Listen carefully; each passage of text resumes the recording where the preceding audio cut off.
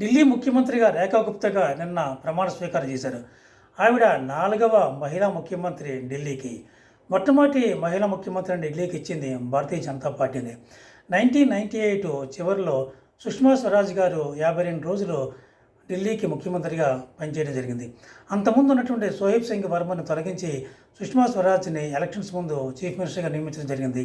1998 ఎలక్షన్స్లో బీజేపీ అధికారాన్ని కోల్పోయింది. అప్పటి నుండి సెకండ్ చీఫ్ మినిస్టర్గా షీలా దీక్షిత్ కాంగ్రెస్ పార్టీ తరఫున 3 ఎలక్షన్స్ గెలిచారు. కంటిన్యూస్గా 15 సంవత్సరాలు ఢిల్లీని పరిపాలించిన మహిళా చీఫ్ మినిస్టర్ షీలా దీక్షిత్ గారే. 2013లో కాంగ్రెస్ పార్టీ ఓడిపోయింది, ఆమ్ ఆద్మీ పార్టీ గెలిచింది. 2024 సెప్టెంబర్లో ఆమ్ ఆద్మీ పార్టీ ఒక కేజ్రీవాల్ గారు అతిషి మార్లానని చీఫ్ మినిస్టర్గా నియమించడం జరిగింది. ఆవిడ 5 నెలలు పాలించారు. మన జరిగిన ఎన్నికలలో ఆమ్ ఆద్మీ పార్టీ అధికారాన్ని కోల్పోయింది. తర్వాత బీజేపీ అధికారంలోకి రావడం జరిగింది. బీజేపీ ఈసారి 4వ చీఫ్ మినిస్టర్గా మహిళా చీఫ్ మినిస్టర్గా రేఖా గుప్తాని నియమించడం జరిగింది.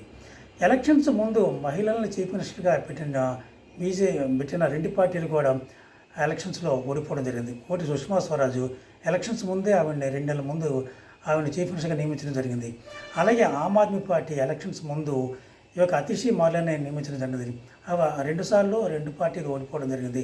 ఫుల్ టర్మ్ ఉమెన్ ఇచ్చినప్పుడు ఆ యొక్క ఢిల్లీ వాళ్ళు మహిళలకే పట్టం కట్టడం చూసాము. అదే షీలా దీక్షిత్ గారు. ఈసారి కూడా ఈ రేఖా గుప్తా గారు ఇంకొక టర్మ్ కూడా ఈవిడ ఆధ్వర్యంలోనే ఎలక్షన్స్కి వెళ్ళి మళ్ళీ బీజేపీ గెలుస్తుందని మనం ఆశిద్దాం.